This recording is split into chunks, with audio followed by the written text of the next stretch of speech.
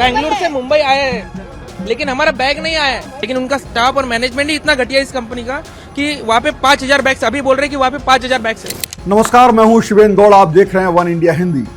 आज हम बात करेंगे उस बड़े संकट की जो इंडिया की सबसे बड़ी एयरलाइन इंडिगो के आसपास खड़ा हो गया है। दोस्तों, पिछले कुछ दिनों में हवा ही बदल गई। फ्लाइट्स डिले हुई, कैंसिल हुई, हजारों लोग फंसे और एयरपोर्ट पर हालात इतने बिगड़े कि सरकार को सीधी चेतावनी देनी पड़ी। लेकिन यह कहानी सिर्फ डिले की नहीं है, ये कहानी है सिस्टम की एक गहरी प्रॉब्लम जो आने वाले समय में सिर्फ एक हवाई यात्रा ही नहीं, कई सेक्टर्स को प्रभावित कर सकती है। आज के विश्लेषण में मैं आपको 6 बेहद महत्वपूर्ण बातें बताने वाला हूं। पहली, क्या हुआ, पूरा घटनाक्रम क्या था। दूसरी, इंडिगो क्या कह रही है और ग्राउंड पर असलियत क्या है। तीसरा, यात्रियों की सबसे बड़ी परेशानियां क्या रही। डीजीए और सरकार ने क्या कदम उठाए हैं। जब किसी प्राइवेट कंपनी की हिस्सेदारी किसी सेक्टर में 60% से ज्यादा पहुंच जाए तो इसका जोखिम क्या है। मोनोपोली जैसा नहीं हो जाता क्या सरकार को प्राइवेटाइजेशन और कंपटीशन के संतुलन पर दोबारा सोचने की जरूरत है। तो चलिए शुरू करते हैं स्टेप बाय स्टेप।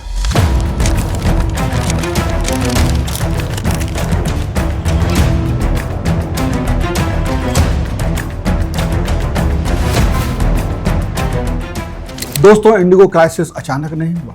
कुछ दिनों से इंडिगो की फ्लाइट्स लगातार डिले हो रही थी और फिर कैंसिलेशन ने स्थिति और बिगाड़ दी।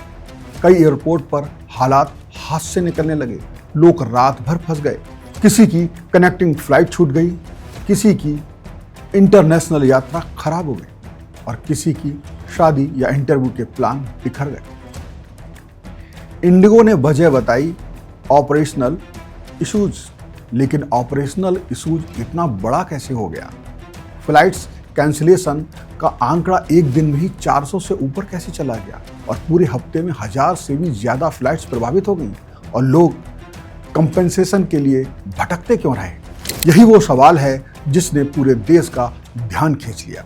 इंडिगो का कहना है सब कुछ नॉर्मल हो रहा है, हम रोज लगभग 1800 फ्लाइट्स ऑपरेट कर रहे हैं और ऑन टाइम परफॉर्मेंस 90% से ऊपर है। लेकिन ग्राउंड पर लोग कुछ और ही अनुभव कर रहे हैं। लगातार delays, last minute cancellation, baggage delivery में अराजकता, अव्यवस्था, हड़कंप, कम्युनिकेशन की कमी। यानी कंपनी स्टेबलाइजेशन की बात कर रही है, लेकिन यात्रियों का दर्द बता रहा है कि समस्या अभी पूरी तरह खत्म नहीं हुई है। एयरपोर्ट पर बहुत से लोग लिटरली फंस गए हैं। किसी को पानी भी नहीं मिला, अनाउंसमेंट नहीं हुए और जो अपडेट्स मिल रही थी कुछ व्हाट्सएप पर, कुछ तीसरे व्यक्ति से और कुछ बिल्कुल नहीं। एक सवाल जरूरी है, किसी भी सेवा का ऐसा टूटना आम लोगों को सबसे ज्यादा चोट पहुंचाता है, क्योंकि फ्लाइट्स लग्जरी नहीं रही। अब ये रोजमर्रा के काम, इमरजेंसीज और कमिटमेंट से जुड़ी सेवा बन चुकी है। देर से ही सही, लेकिन अब सरकार की टोन बहुत साफ है। किसी भी एयरलाइन को यात्रियों को परेशान करने की अनुमति नहीं दी जाएगी, ये कहना है सरकार का। डीजीसीए ने आदेश दिया कि इंडिगो अपने विंटर शेड्यूल में 5% फ्लाइट्स कट करेगी जब तक हालात पूरी तरह सामान्य नहीं हो जाते। यह एक बहुत बड़ा संदेश है कि चाहे कंपनी कितनी भी बड़ी क्यों ना हो, चाहे उसका मार्केट शेयर 60% ही क्यों ना हो, सख्त एक्शन लिया जाएगा। आज जो बात मैं आपसे कहने जा रहा हूं वो मुझे सबसे महत्वपूर्ण लग रही है। जब किसी प्राइवेट कंपनी का किसी सेक्टर में हिस्सा 50-60% पार कर जाता है तो कंपटीशन कम हो जाता है। ऐसी स्थिति में उपभोक्ता के पास चॉइस कम हो जाती है, कीमतें नियंत्रण रखने की मजबूरी कम हो जाती है, सेवाओं की गुणवत्ता गिर सकती है और कंपनी पर जवाबदेही का दबाव भी कम हो जाता है। ये टेक्निकली मोनोपोली नहीं है, लेकिन मोनोपोली जैसी पकड़ जरूर बनाती है। इंडिगो का डोमिनेंस भी आज ऐसा ही है। अगर वो रुक जाए तो पूरा एविएशन सिस्टम हिल जाता है और डिपेंडेंसी एक लॉन्ग टर्म खतरा है। ये सवाल सिर्फ हवाई यात्रा का नहीं है। कल को टेलीकॉम, रेल, इलेक्ट्रिसिटी, बैंकिंग, किसी में भी ऐसा हो सकता है। प्राइवेटाइजेशन बुरा नहीं है, लेकिन संतुलन जरूरी है। निजी क्षेत्र आए, नवाचार यानी इनोवेशन आए, कंपटीशन बना रहे, लेकिन एक खिलाड़ी इतना बड़ा ना हो जाए कि पूरा तंत्र उसी पर टिक जाए।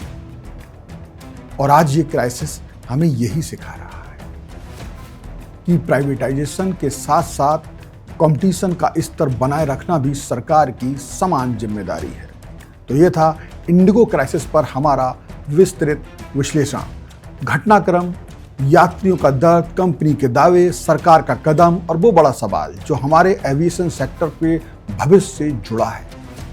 अगर आपको ये विश्लेषण उपयोगी लगा तो वीडियो को लाइक कीजिए, चैनल को सब्सक्राइब कीजिए और कमेंट में बताइए क्या भारत में प्राइवेटाइजेशन के साथ साथ कंपटीशन का स्तर बनाए रखना भी सरकार की एक बहुत बड़ी जिम्मेदारी है। धन्यवाद।